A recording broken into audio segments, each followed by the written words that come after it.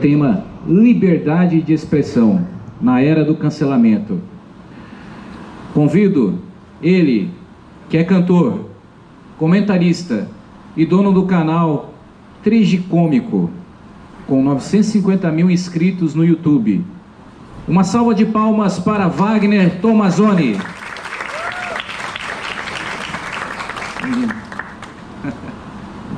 Aqui, pode sentar, Wagner. Sentar uma dessas cadeiras aqui. Pode. Não, esse não. O de plástico.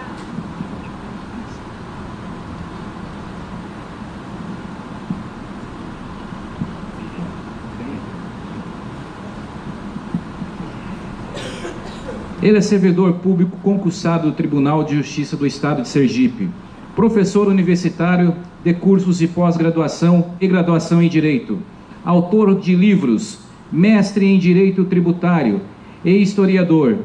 Uma das pessoas que tive a grata felicidade em conhecer recentemente. Uma salva de palmas para o Dr. Rafael Souza.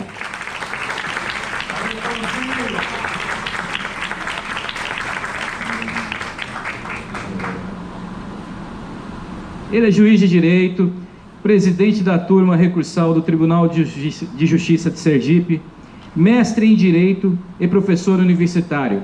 Temos a honra de convidar o Dr. Aldo Melo.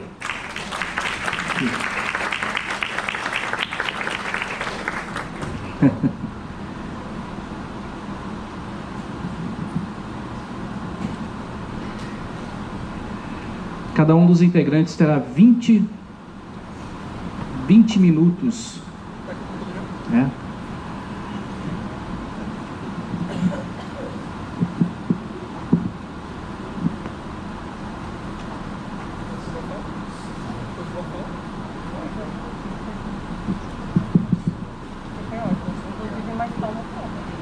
E aí, meus queridos, tudo bem com vocês?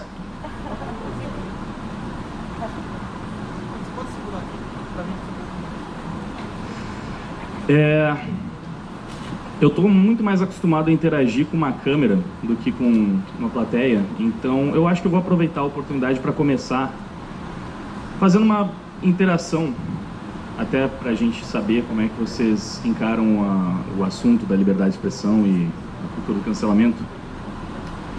Gostaria que levantasse a mão quem sente 100% totalmente confortável em manifestar os seus pensamentos, em falar o que pensa, seja naquele jantar em família, na faculdade, no trabalho, enfim. Falar o que vocês pensam com outras pessoas. Quem se sente totalmente confortável em falar suas ideias, poderia levantar a mão.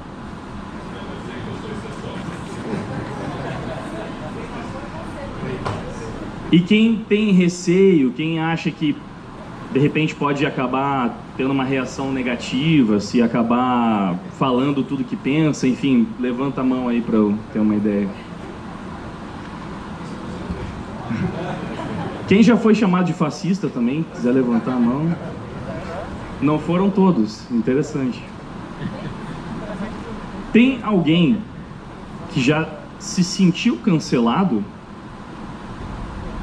Olha, eu tava curioso porque essa é uma coisa interessante, não tem uma definição exata do que seria cancelamento. É um fenômeno, não é exatamente recente, mas como a gente vê hoje por causa das redes sociais, da internet, talvez a compreensão dele seja um pouco diferente. Eu acho que a gente costuma pensar no cancelamento como algo bem grandioso, geralmente envolvendo uma figura pública,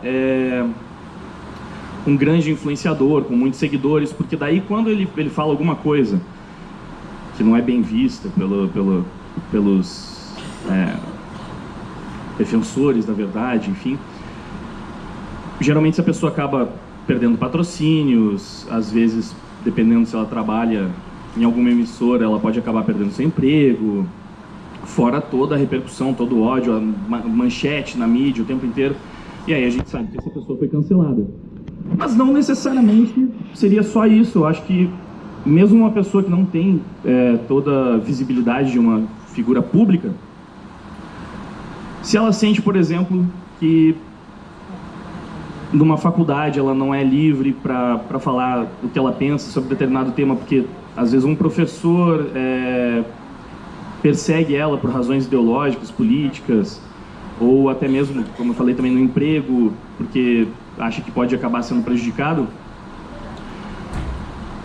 guardadas as proporções, às vezes até na verdade nas redes sociais, se você está lá no meio do Twitter, ou em qualquer, sei lá, Facebook, e acaba se engajando numa discussão e de repente aquilo sai um pouco de controle, muitas pessoas começam a cair em cima dessa pessoa para ameaçar, perseguir, enfim.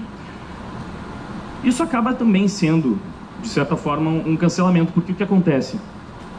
Essa pessoa ela vai justamente começar a pensar 2, 3, 4 vezes antes de falar o que ela pensa, e aí ela acaba caindo no que a gente chama de espiral do silêncio. É justamente como eles controlam, né, a narrativa, de forma que só eles conseguem realmente falar o que eles pensam.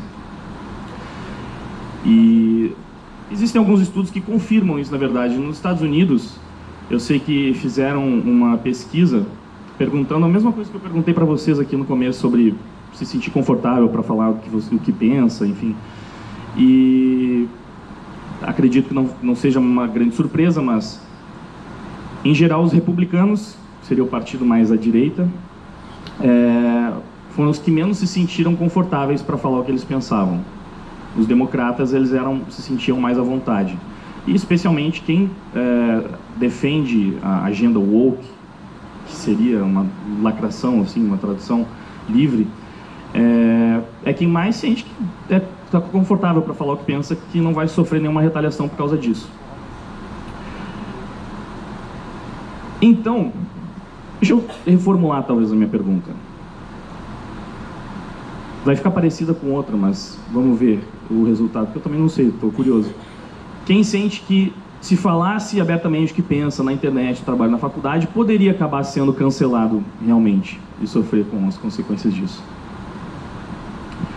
Esse certamente é como a gente pode ver aqui, né, a importância do assunto, é um problema enorme, porque o diálogo fica totalmente prejudicado, só tem um lado que consegue falar.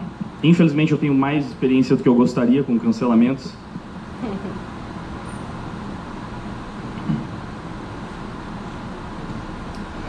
E eu acho que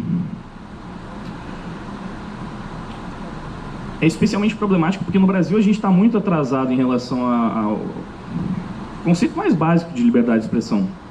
Tanto que muitos cancelamentos que a gente vê, até lá nos Estados Unidos, onde também tem esse problema, seriam um tanto quanto absurdos.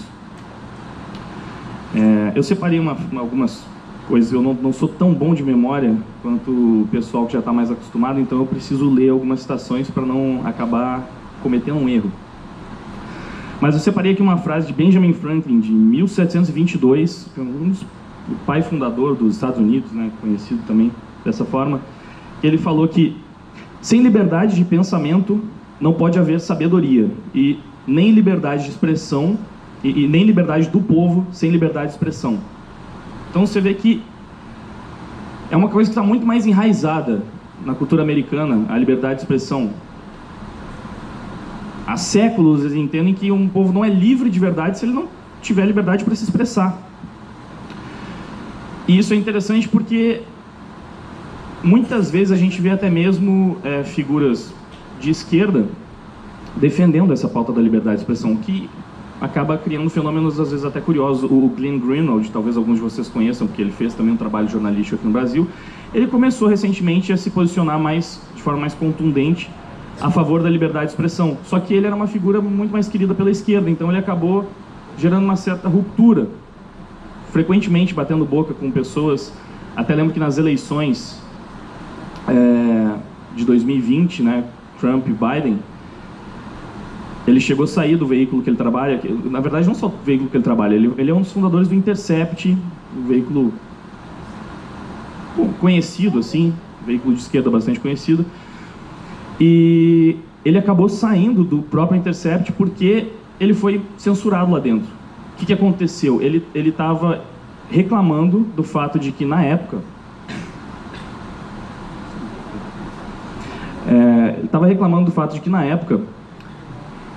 a mídia estava jogando para baixo dos panos a polêmica do Joe Biden, na verdade envolvendo o filho dele, o Hunter Biden, o laptop do Biden. E ele queria publicar isso no Intercept, não teve liberdade, então ele acabou saindo e foi de forma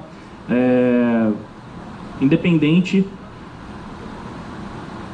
comprar essa briga, contar a história. E aí, nessa ocasião,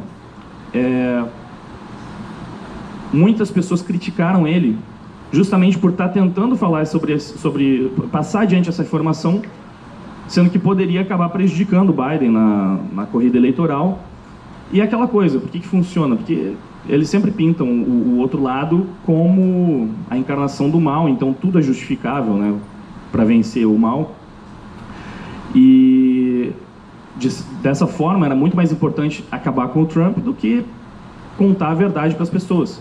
E ele acabou até se envolvendo numa polêmica em relação a isso. Ele discutiu na época com o Felipe Neto no Twitter, porque o Felipe Neto justamente falou: não, tudo bem você querer falar a verdade para as pessoas, um jornalista, né, passar a notícia verdadeira, mas não pode pelo menos esperar as eleições acabarem. Então, tipo, tudo bem fazer as pessoas votarem sem saber de uma informação que, inclusive, também teve pesquisa mostrando que vários eleitores disseram que mudariam o seu voto se soubessem dessa informação na época, então era uma informação relevante. Tudo bem manipular o povo, tipo, contar a verdade já quando não importa, né? E ele começou a defender, então, a liberdade de expressão, e isso criou uma certa ruptura dele com a esquerda, especialmente a brasileira. Mas não é o único. Eu separei aqui também uma fala de Chomsky, que também é um autor muito mais aclamado pelos esquerdistas. Ele é de esquerda, de fato, mas ele defende a liberdade de expressão. E essa é uma história curiosa, porque em 1985, ele saiu em defesa de um professor que, naquela ocasião, ele defendia algo que, sei lá, pode ser chamado de revisionismo histórico, né? E aí ele acabou sendo demitido da faculdade por causa disso, por causa desse revisionismo histórico. Decidiram que existiam eventos históricos estabelecidos que eram verdadeiros e absolutos, que você não poderia ir contra aquilo. E o Chomsky partiu em defesa desse cara e acabou também sendo cobrado por alguns colegas. E ele respondeu o seguinte, quando foram perguntar por que ele defendeu essa pessoa, ele falou: eu fiz isso porque eu acredito que as pessoas têm o direito a liberdade de expressar quaisquer que sejam as suas opiniões. E a importância de defender esses direitos é ainda maior quando a pessoa expressa opiniões que são abomináveis para virtualmente todos, como foi nesse caso. E que isso se torna particularmente importante quando a pessoa em questão é expulsa da sua posição acadêmica e submetida a outros maus tratos. Ele basicamente se colocou ali já em 1985 contra o cancelamento desse professor. E não era um revisionismo histórico qualquer, o cara estava defendendo que não existiram câmaras de gás na Segunda Guerra. Vocês conseguem imaginar uma pessoa defendendo, sabe, um professor, sei lá, qualquer figura pública defendendo esse tipo de coisa hoje em dia, com certeza seria cancelado também. E o Chomsky, de esquerda, partiu em defesa dele e falou isso, que é um excelente argumento a favor da liberdade de expressão. O Monark foi cancelado por um evento parecido, né? E, tecnicamente, o que o Monark defendeu, e você pode achar uma ideia imbecil, não tem problema, mas o que o Monark defendeu é a liberdade de expressão nos moldes americanos. Lá eles, para quem não está sabendo do caso do Monark, ele defendeu que poderia existir um partido nazista no Brasil, e a gente tem os partidos comunistas, também teve esse outro argumento, mas nos Estados Unidos isso já é liberado, porque eles realmente prezam mais pela liberdade de expressão lá.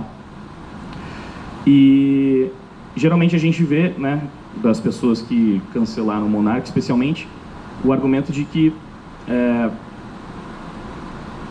o país ficaria extremamente caótico se as pessoas pudessem se expressar tão livremente assim. Só que é assim há muito tempo nos Estados Unidos. Eu posso até concordar que o país está ficando mais caótico, mas eu não acho que seja pela liberdade de expressão que eles sempre tiveram. Acho que é justamente porque eles estão avançando muito com as agendas das pessoas que geralmente são contra a liberdade de expressão.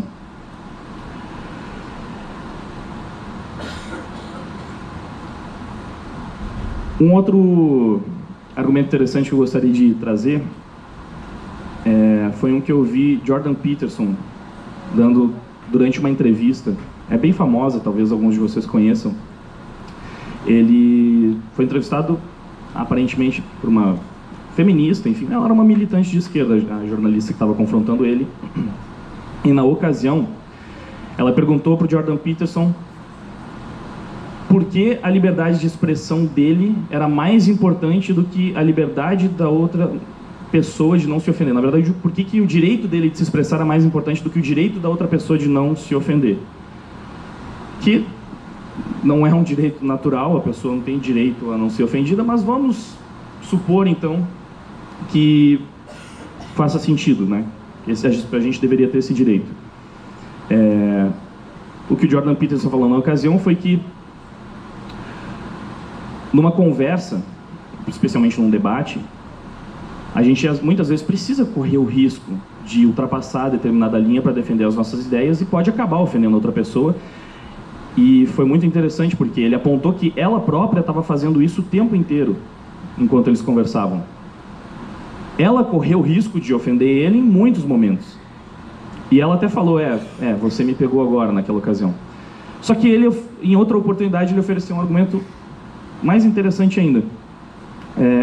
Falando sobre essa entrevista, ele considerou, pode até ser possível que duas pessoas debatendo sobre um tema polêmico consigam fazer isso sem que nenhuma ofendesse a outra parte. Dependendo do quão espinhoso o tema pode ser bem difícil, mas é possível. Mas e se essa pessoa estiver conversando com duas pessoas? Aí ela já tem que tomar cuidado para não ofender nenhuma das duas pessoas com quem ela está conversando. E se forem 10 pessoas, se for uma plateia inteira? E se forem milhares de pessoas, centenas de milhares de pessoas? Se ela estivesse comunicando pela televisão, enfim, país inteiro às vezes, como é que você vai garantir que nada do que você disser vai ofender quem está escutando? Como ele mesmo falou, algumas pessoas se ofendem com a existência de quem está lá falando, simplesmente. Sei lá, pode ter alguém aí que detesta emo, e o simples fato de eu existir, tá aqui meu corte de cabelo, já é ofensivo. Como é que a gente vai garantir? É impossível, é utópico. Você não tem como garantir que nunca vai ofender ninguém enquanto você está falando nada. Então, sendo uma meta inalcançável, o objetivo dela acaba muito mais sendo o quê? Controlar. É simplesmente o controle. Faltam 5 minutos. É simplesmente o controle. Você faz com que a pessoa fique na defensiva, ela se sente desconfortável para falar alguma coisa. E assim, é completamente unilateral, porque geralmente quem defende isso, que todos deveriam ter o direito de não se ofender, não fazem o menor esforço para não ofender as pessoas do outro lado.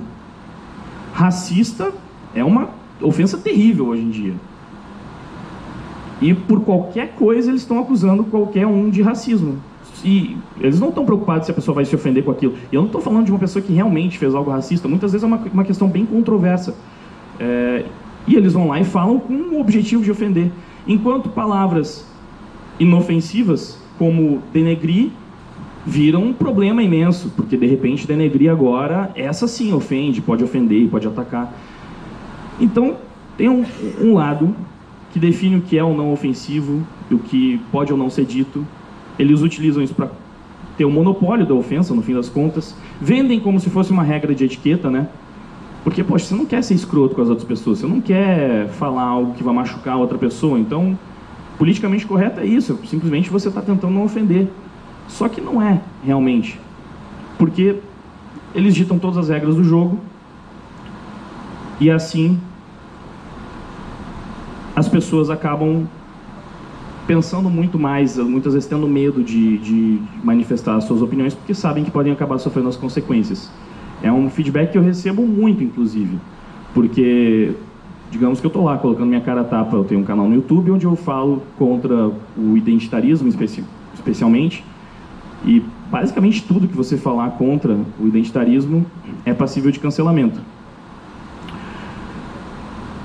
E eu acabo dando voz para essas pessoas que muitas vezes têm receio de se expressar, de falar, porque sabem que podem acabar sofrendo as consequências. E é realmente muito difícil se colocar nesse lugar, porque você sabe que muitas portas realmente podem se fechar. Você só consegue fazer isso mesmo se você for muito independente, se você sabe que não depende dos canceladores, especificamente. Eu já vi algumas pessoas dizendo que você só vai ser cancelado se você deixar, se você se permitir. Mas não é bem assim, pelo menos não para todo mundo. Em alguns casos pode ser, mas não é para todo mundo, porque digamos que você trabalha numa empresa e o seu chefe é esquerdista, sabe, desses canceladores mesmo, que traz o assunto e é extremamente intolerante. Não é tão simples você bater de frente com essa pessoa sabendo que isso pode comprometer o seu trabalho. E isso acontece para muitas pessoas também, especialmente influenciadores. Eu conheço influenciadores que concordam comigo e falam geralmente no privado, mas eles têm muito a perder. Eles sabem que algumas marcas que patrocinam eles deixarem de patrocinar, então, enfim, é realmente complicado. Então, a forma de lutar contra isso é buscar, pelo menos, a independência. Eu vejo que, felizmente, nos últimos tempos, parece que algumas empresas, algumas marcas conseguiram comprar essa luta também, ou não se importam mais tanto com isso, perceberam que o Twitter não é um lugar real e aquilo não impacta diretamente os resultados da marca. E eu espero que o cenário avance nesse sentido, porque realmente a gente precisa, para poder se expressar livremente, afinal de contas, todo mundo aqui levantou a mão lá no começo, sabe o quanto é injusto você não poder realmente falar o que você pensa, porque senão vai ser ostracizado, vai ser cancelado de fato, pode sofrer as consequências disso, e é uma coisa que prejudica muito o debate público. Eu vou passar a palavra aqui, quem gostaria de primeiro?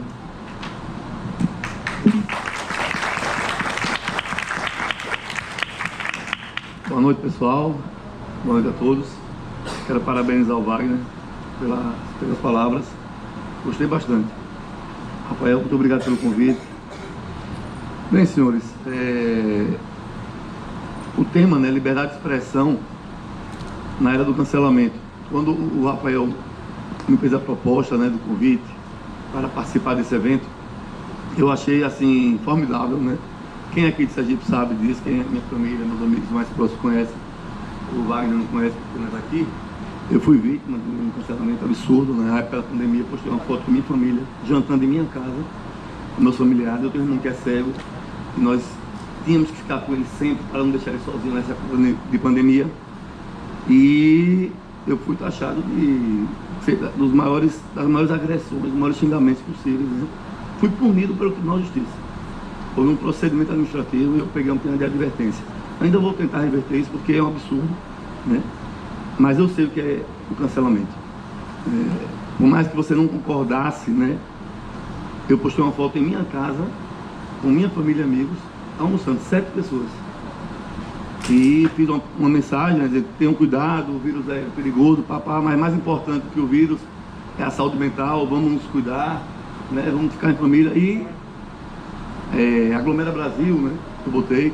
E esse Aglomera Brasil foi o estopim da irracionalidade, da histeria dos imbecis. Eu chamo de histeria dos imbecis, porque, desculpem quem criticou, se tiver alguém que criticou, e também tem o direito de criticar, mas na minha visão é a histeria dos imbecis, porque os ônibus lotados com pessoas desconhecidas estavam transitando todos os dias. E esses mesmos imbecis que criticaram a foto de um almoço em minha casa, não criticavam esse transporte coletivo. Inclusive me procuraram várias pessoas, amigos sinceros: Aldo, vá no ônibus, tire uma foto e poste, para mostrar que na verdade ninguém está preocupado com pandemia, com segurança e saúde. Era questão de lacrar, né? De demonstrar sinalização de virtude. Essa palavra aqui, muito obrigado, Wagner. Demonstração de virtude, né? Então, eu fico muito tranquilo de falar sobre isso, porque há muito tempo eu sempre critiquei o ditado: a mulher de César não basta ser honesta, ela tem que parecer honesta. Eu sempre fui um crítico dessa frase, né? Porque essa frase, ela enaltece o dissimulado e rejeita o sincero. Então, eu não estou preocupado se eu pareço ser honesto. Eu tenho que ser honesto. Se eu pareço ou não, é questão de subjetividade. O conteúdo é mais importante que a embalagem. E as pessoas não estão se preocupando mais com isso, né? Então, nesse tema eu achei interessantíssimo, porque o problema do cancelamento, na minha visão, não é o cancelamento em si. Se nós estamos falando de liberdade de expressão, a pessoa que não concorda comigo tem o direito de me criticar. Eu acho legítima a crítica. Eu não acho errado quem discordou da minha foto. Num período de pandemia, um juiz, o presidente da turma é Cursal, professor, mestrado, postando isso, ele pode influenciar pessoas. Eu não acho ilegítimo isso, não. É legítimo reclamar. Porque se eu estou dependendo de liberdade de expressão, eu não posso achar ruim quem me critica. O que eu estou indignado, o que me deixa indignado com o que se chama de cancelamento, não é o ato de criticar. O ato de criticar é legítimo. O que é ilegítimo é o uso do poder público, através do Poder Judiciário e Ministério Público, é o uso das mídias sociais, das Big Techs, e é o uso da mídia, né? Utilizando essa crítica não para tentar convencer as pessoas que eu estou errado, e sim para me punir e me tirar do campo de debate. Quando o Wagner falou da espiral do silêncio, ele foi brilhante. Na verdade é isso. Essa tirania do termo, do que você pode falar, do que você não pode falar, ela é muito mais grave do que vocês pensam, né? Hoje ninguém mais fala, desculpa, o tema aqui só tem adulto, não tem criança, e aqui é um debate acadêmico, estamos numa faculdade, então aqui não se preocupe com os termos. Mas, por exemplo, hoje ninguém mais pode falar a palavra, desculpe, viado. Não, tem que falar homossexual ou gay, é a mesma coisa. Mas as pessoas da minoria, elas querem retirar do vocabulário do dia a dia essa palavra. Aí um amigo meu, juiz, amigo mesmo, a gente conversando um dia desse, aí eu falando, não, rapaz, porque o cara é homossexual, tal, eles têm que entender que eles têm direitos, mas eles não podem impor à sociedade a vontade deles, né, o meio de agir deles. E aí ele, não fale homossexual não, porque homossexual é pejorativo. Aí eu tenho que falar o que ele? Homoafetivo. Aí eu disse, não, eu não quero falar do homoafetivo, eu quero falar do homossexual. Porque homoafetivo eu sou. Eu amo homens. Eu amei meu pai. Eu amo meus irmãos. Eu sou homoafetivo. Eu amo homens. Paulo, meu amigo, eu amo Paulo, que está aqui, juiz. Não foi ele não que falou essa besteira. Então, eu amo homens. Eu amo meu sobrinho. Então, homoafetividade é você ter afeto, amar homens. Todos nós aqui, em tese, somos homoafetivos. Agora, homossexual é quem faz sexo com outro homem, e mulher com outra mulher. Então, quando eu falo homoafetivo, eu não estou falando do homossexual. Eu estou generalizando todas as pessoas que gostam de alguém do mesmo sexo. Mas, quando eu falo homossexual, eu estou direcionando a um grupo de pessoas. E a ONU agora fez, nessa varíola do macaco, por favor, homens que transam com homens, tenham cuidado. Homens que transam com homens são o quê, pessoal? Homossexuais. Por que esse medo de falar isso? A gente está com medo de falar o óbvio. Então, essa cultura do cancelamento, ela só pega nas pessoas que têm medo, né, de perder o emprego, de perder Eu, como sou juiz, 25 anos, professor universitário, nunca tive uma punição. Tem vários advogados aqui, graças a Deus, sempre fui muito bem quisto pela advocacia, pelos promotores, pelos meus alunos. Fui chamado quando era professor universitário para ser paraninfo, patrono de várias turmas, ou seja, eu não sou um cara antipático em relação aos meus alunos, certo? Tenho amigos homossexuais, sou flamenguista doente, sadio na verdade, né? Doente não, sadio. E tenho vários amigos vascaínos, padrinho do meu filho é vascaíno, porque a opção da pessoa não interessa, interessa o conteúdo dela. Ele pode ser vascaíno, Bahia, Fluminense, mas se for meu amigo, um cara que tem valores e princípios, vai ser o padrinho do meu filho. Então, o que eu quero passar aqui nesse pouco tempo que eu tenho, é que o problema do cancelamento não é o cancelamento em si, Wagner. É a forma como tentam retirar a pessoa que eles discordam do cenário do debate. Para mim, esse é o perigo de tudo. Porque, pois não?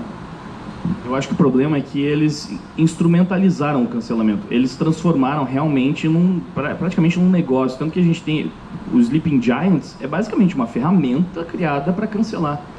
E aí eles tentam destruir, não é uma crítica, não é simplesmente você combater ideias.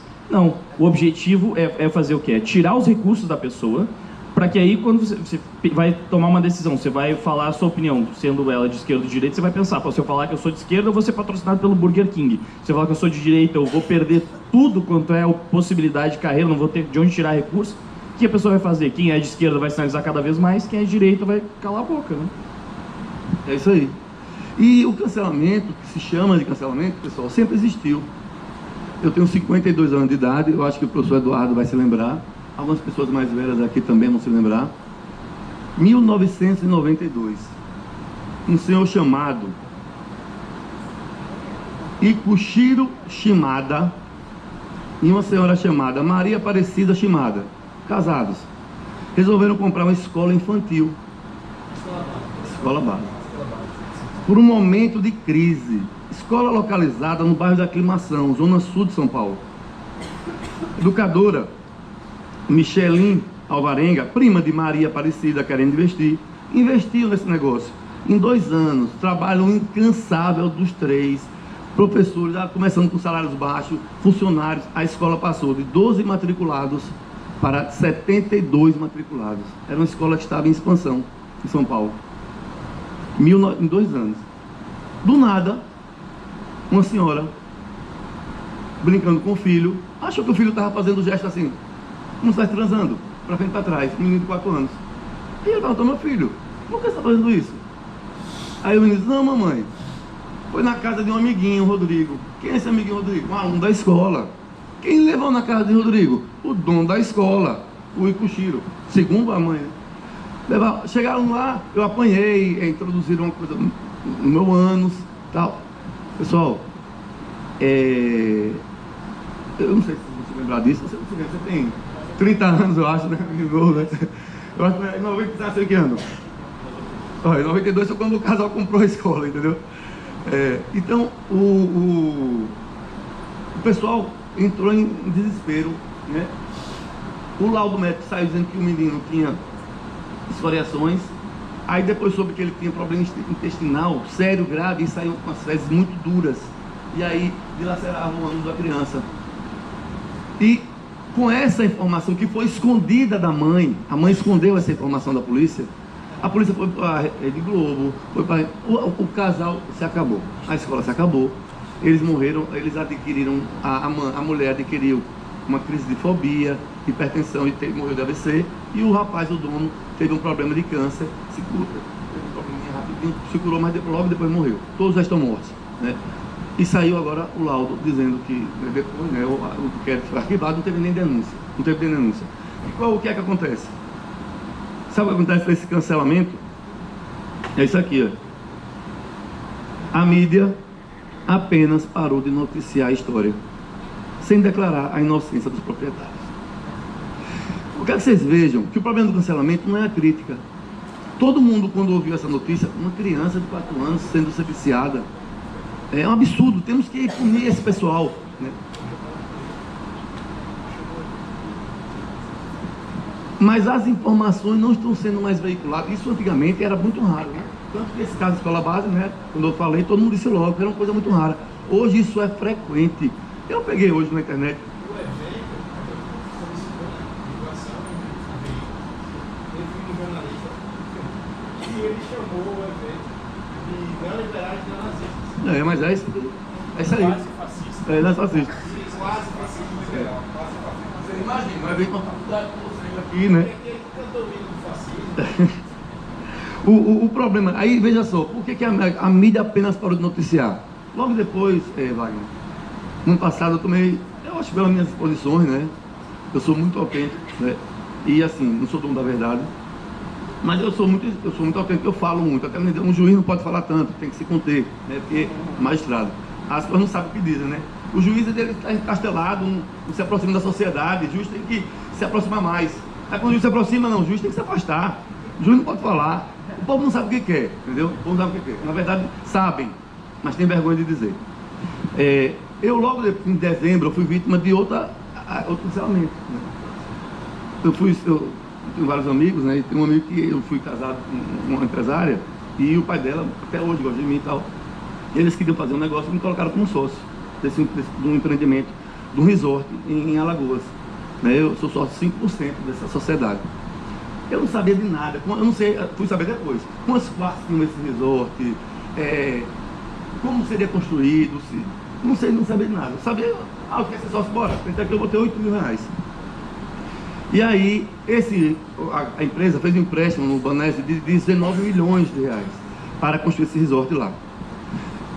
Um repórter do Estadão ou da Folha de São Paulo descobriu e começou a fazer muitas perguntas ao Banese, e o Banese respondeu tudo, né? Mandou o nome do sócio, até porque é tudo público, é tudo declarado e tal. Notícia do Estadão, Folha de São Paulo. Dinheiro da Covid é usado para patrocinar resort em Alagoas e beneficiar desembargador em Sergipe. Dessa mentira toda eu só gostei de uma coisa, me promoveram para desembargador, né? Pena que não serviu para nada, né? Não fui promovido. Mas olha só, eu fiquei estarrecido. Folha de São Paulo, meu Deus do céu. Aí o Antagonista, que é um site também, publicou. Saem vários jornais. Aí aqui em Sergipe, graças a Deus, alguns jornais que me conhecem não publicaram. Mas TV Sergipe, TV Atalaia, saiu. Isso tudo de forma assim, de forma muito grave, ostensiva, sabe? Eu sem ninguém me perguntar. E eu perdido sem saber o que era. Porque eu não estou nada em minha conta, né? Aí um jornalista aqui disse, não, entrou 4 milhões na conta do juiz, blá. Eu peguei, fui ao tribunal, né? Pedi para que instaurasse um procedimento para apurar, né? O CNJ instaurou um procedimento, né, em Brasília. E foi arquivado. Ele não entrou, não sabia nem o que era, né? Não saiu uma notícia desse arquivamento, né? Não sei nem se vocês sabiam que isso foi arquivado, né? Eu nas minhas redes sociais, né, bestão, juizinho lá, olha pessoal, graças a Deus foi arquivado. Quem me conhece viu, soube. Quem não soube, ficou juiz corrupto, não, quem falava que era corrupto, mas, sei lá, privilegiado, né, recebeu um dinheiro. Então, e pega a ideia. E qual foi a ideia de me botar como desembargador? Que aí que vem a história do cancelamento. Ele sabia que eu não era desembargador, porque no contrato tem minha qualificação, no contrato da empresa. Meus documentos estão lá. Então ele quis botar cara de desembargador, para quê, pessoal? Para dar uma repercussão maior. Você fala que era um juiz, alguém ia ler. Um juizinho, Sergipe, entendeu? Um desembargador. E aí ataca o Poder Judiciário, entendeu? Que já está desmoralizado, meu Deus do céu, por outras coisas, né?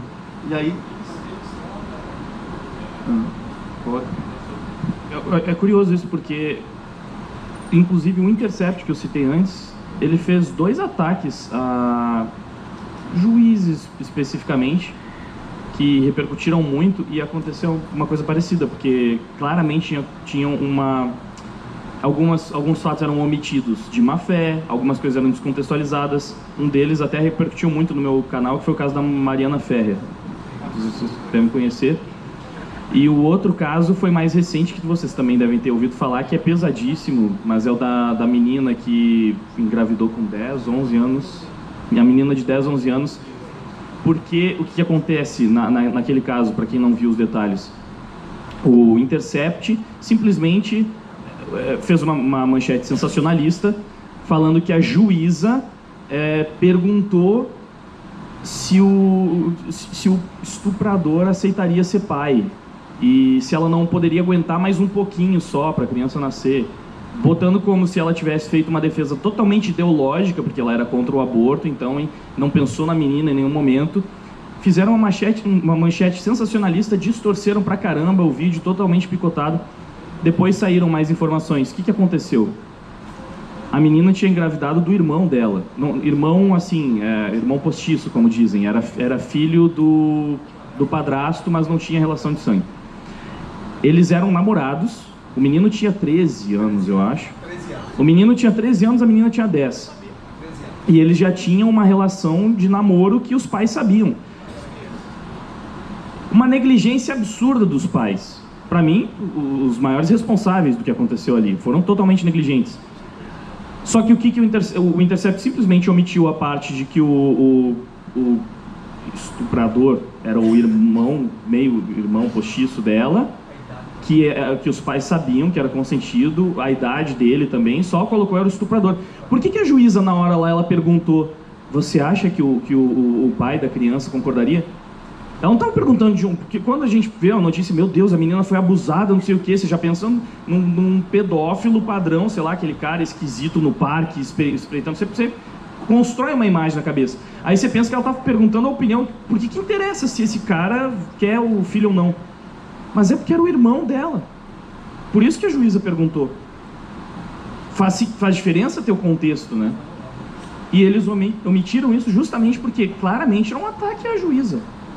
Fazer, obviamente, uma militância em cima do caso, eles pegam os casos para militar em cima, a mesma coisa o caso da Mariana Ferrer, foi claramente uma militância exagerada, o vídeo do Intercept todo cortado, depois a audiência saiu, eu assisti às 6 horas de audiência e é completamente diferente da versão cortada de 2, 3 minutos que eles publicaram no site, para passar essa impressão e realmente cancelar. Eles estão atacando, né? Tipo, 2 casos de juízes atacados pelo Intercept, e aí uma parada parecida aí também. Eu vou encerrar, né, para passar para o Rafael, né, deixando apenas a mensagem que eu falo, né, de quem pode falar com conhecimento de causa, né. Eu fui vítima realmente 2 vezes, né. Uma deu certo, porque como eu falei, o problema do cancelamento é o poder público agindo em função disso. Se vocês lerem o voto que me puniu, vocês não vão acreditar, né.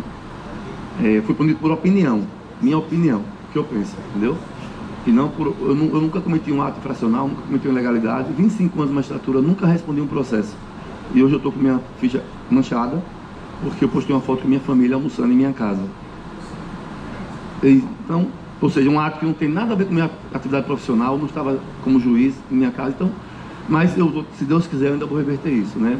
Eu creio que vai chegar um bom senso, as pessoas terão que voltar a ter bom senso, porque a pandemia, para mim, o pior da pandemia, não foi nem a doença, porque a doença, graças a Deus, está todo mundo se curando, quem já teve, está tendo a imunidade natural. As pessoas perderam a capacidade de raciocínio. Nós estamos no maior retardo mental coletivo da humanidade, podem ter certeza disso. Se você postar na internet hoje, homens não engravidam, só mulheres, você é cancelado porque você está publicando desinformação. É inacreditável. Se você botar aqui que homens não engravidam, é desinformação. E é o cara que fala de ciência, tá uma loucura. Então, o que vocês estão vendo, o mundo tá estranho, entendeu? Tenham muito cuidado. Agora sim, tenham coragem, porque graças a Deus ainda não está tudo perdido, porque existem algumas pessoas, pouquíssimas pessoas, que ainda insistem em falar e alertar que as pessoas despertem. Grata surpresa para mim, o Wagner, né? Um youtuber, né? Youtuber, novo, né? Já me inscrevi lá no seu canal, você ganhou mais um hoje, entendeu? E assim, vamos falar, esse evento, Rafael, assim, o mais importante do seu evento para mim foi abrir o espaço. Como aquele rapaz falou, o jornalista não quis nem publicar porque é um evento neofascista. Não há mais espaço para o debate. E quando não há espaço para elogiar, quando não há espaço para criticar, nenhum elogio é sincero. Então vamos bater nessa tecla. Parabéns, Rafael. Eu espero que eventos como esse tenham assim uma repercussão e se repitam outras vezes, para que as pessoas possam decidir o que querem. As pessoas possam olhar o que diz João, o que diz Maria, Pedro, José, não, eu gostei mais de José. Mas quando só José fala e tentam calar o que todos os outros dizem, então é uma coisa estranha por aí. Viu? Um abraço. Boa noite, gente. Boa noite. Obrigado pelas palavras aí, gentis, pela participação. É uma honra compor essa banca com o Wagner Tomazoni, que é um gaúcho que eu tive a honra de conhecer agora aqui nesse evento, e com o Dr. Aldo também, que eu já conheço há algum tempo, né? Mas que a gente tem estreitado mais o laço de amizade recentemente, né? Então, eu acho esse tema extremamente atual e importante, a cultura do cancelamento. Na verdade, o Alan Dershowitz, que é um professor de Harvard, mais de 50 anos de Harvard, né? É um cara, inclusive, que se diz democrata, né? Um cara que é de centro-esquerda. Ele tem um livro muito bom do Clube Ludovico, até recomendo, que é o Cultura do Cancelamento. Ele traz uns conceitos jurídicos, constitucionais do tema cancelamento. E ele até faz uma analogia, ele compara a atual cultura do cancelamento com 2 políticas extremistas que marcaram o mundo, né? Então, a política de extrema-direita chamada macartismo, que era uma perseguição infundada atrás de comunista em qualquer canto da sociedade, né? Então o senador Joseph McCarthy buscava comunista até em pessoas que nem sabiam o que era comunismo. Então é um extremismo de direita, e compara também com o comunismo stalinista, né? Que foi outro regime genocida que matou tantos milhões de pessoas aí. Então ele diz, a atual cultura do cancelamento é a filha ilegítima do macartismo e do comunismo stalinista. Então ele traz esse conceito e cita exemplos pessoais, inclusive. Ele chegou a ser cancelado, um cara 50 anos, professor de Harvard, foi um dos advogados de Bill Clinton, naquele caso, né, dos democratas, foi advogado do Mike Tyson, naquele caso conhecido, né, elogiado por Obama como um dos advogados mais famosos do mundo, no mundo todo, conhecido, laureado em faculdades do mundo todo. Foi advogado recentemente, para você ver que é um cara que, independentemente, ele diz que não concorda, ele até diz num texto do livro que ele acha que não é tão bom para a democracia, a opinião dele, né? Mas ele defendeu o Donald Trump no processo de impeachment também. Então, assim, o que aconteceu com ele especificamente? Porque você tem o exemplo dele. Uma menina, uma mulher, que ele nunca viu na vida, depois isso ficou provado, acusou ele de estupro. Depois que ele defendeu o Donald Trump. Depois, 90% dos meus clientes eram democratas. E aí, quando eu defendo uma pessoa que professa alguma ideia que aquele indivíduo, que aquela menina não concorda, ela quer me cancelar. E não é cancelar, como o doutor Aldo falou, não é colocar na zona de debate, debater, convencer que a minha ideia é melhor, é mais fundamental. Não, é destruir a vida da pessoa. É isso que ela queria, destruir a vida da pessoa. E aí, pegou uma amiga dela para corroborar a ideia, como testemunha. E aí, ele conseguiu gravações que mostraram que a própria menina confessando com consciência pesada para as outras amigas, dizendo que isso nunca aconteceu. Foi a amiga que convenceu ele a fazer isso. E ele provou, a sorte dele é que ele tinha registros de viagem que mostravam que ele estava em outro lugar. Aí é uma questão física, você não pode ter um corpo mais de um lugar ao mesmo tempo, né? Então, ele estava em outro lugar quando essa mulher disse que ela estuprou ele. Então, ele provou isso. Só que o que acontece? Quando veio a notícia, ele mostra lá que diversos veículos de comunicação deram voz a essa mulher, que acusava ele de um crime bárbaro, estupro. Então ele ficou acuado. Quando ele conseguiu provar, que veio um exemplo do doutor Aldo falando, quando ele conseguiu provar que era inocente, era uma coisa que não deveria provar, né? Na verdade tem que se provar a culpa, né? Mas quando ele conseguiu ter espaço, algum espaço, depois de ser destruído na mídia, etc., e esqueceram todo o currículo dele, né? Esqueceram toda a história que o cara construiu, né? Quando ele conseguiu provar que era impossível ele ter praticado aquele estupro ali, 2 ou 3 jornais deram espaço para ele, para poder falar. E mesmo assim, os jornais que deram espaço para ele, colocaram lá, ele foi acusado, deram destaque à notícia, né? Não disseram que era uma mentira, e depois é que ele teve espaço para se defender. Então, esse é o risco da atual política de cancelamento. Eles não querem debater, eles não querem, essas pessoas são radicais, que querem simplesmente limar, excluir o debate. Eles não querem ter o contraditório. Então, o grande risco da política do cancelamento é acabar com 2 pilares do Estado Democrático de Direito, que é a liberdade de expressão. Não existe Estado livre, uma democracia sem liberdade de expressão, né?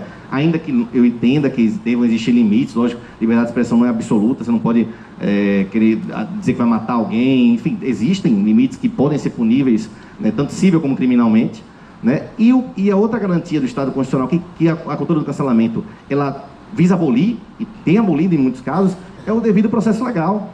A pessoa já é culpada, ele usa essa expressão, culpada por acusação. Ele tem um livro sobre isso. Culpada por acusação. Veja um exemplo do doutor Aldo, ele foi culpado por uma acusação. Antes que a pessoa possa exercer o seu direito constitucional de contar a sua versão dos fatos, e aí eu tenho aqui o doutor Paulo, que é um garantista também, que prima pela Constituição Federal, né, nos processos. Então ele sempre deixa claro para a gente, eu preciso ouvir as 2 partes antes de decidir, né? Isso é uma garantia da base da democracia, né? Você precisa garantir o devido processo legal. Sem isso, nós não temos Estado Democrático de Direito. Vira Inquisição, que o objetivo é destruir. Na verdade, uma avaliação pessoal minha, eu acho que uma parte dessa atual geração ficou preguiçosa. Então ela não quer ter o trabalho de debater e convencer. Então, já que eu não quero ter o trabalho de debater e convencer, então o que é que eu faço? Elimino quem pensa diferente de mim. Elimino.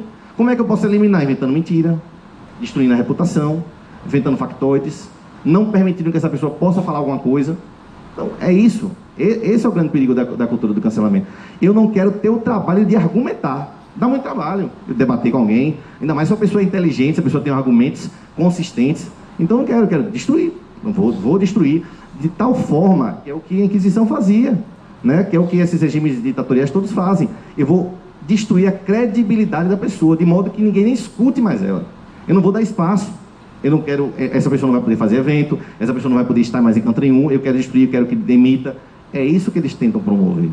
E não é certo. Né? Nós precisamos garantir que todos tenham o direito de contar sua versão sobre os fatos. Vejam, eles citam um exemplo que eu ia mencionar aqui, que eu achei muito interessante, né, recente, da juíza de Santa Catarina. Eu recebi, sem brincadeira nenhuma, eu contei, em 50 grupos. Nos 50 grupos, todos destruíram essa magistrada. Todas. Aí eu já começo a desconfiar. Hoje em dia eu desconfio. Quando todo mundo diz a mesma coisa, eu acho que tem uma coisa errada aí. Eu até disse, meus pais estão ali, meu avô também, quase 90 anos ali, obrigado pela presença, né, meu avô paterno. Então, eu desconfio porque hoje em dia, quando você cria uma narrativa assim, ideológica única, eu já começo a achar que é mentira. Então, até meu irmão, que é uma pessoa muito esclarecida, tenho muito orgulho dele, doutor, professor da Universidade Federal, agora estudante de medicina, ele postou lá, como leigo na área jurídica, né, botou, que absurdo. Eu disse, olha, tome cuidado, vamos esperar os fatos, né, se revelarem, vamos esperar ela contar a versão dos fatos, porque esses processos correm em segredo de justiça. Até teve uma juíza que postou, né, a Ludmila colocou lá, eu me solidarizo com os colegas, né, magistrados que precisam ouvir tantos descalabros, às vezes calados, porque não podem divulgar o que sabem, né, não podem divulgar o que sabem.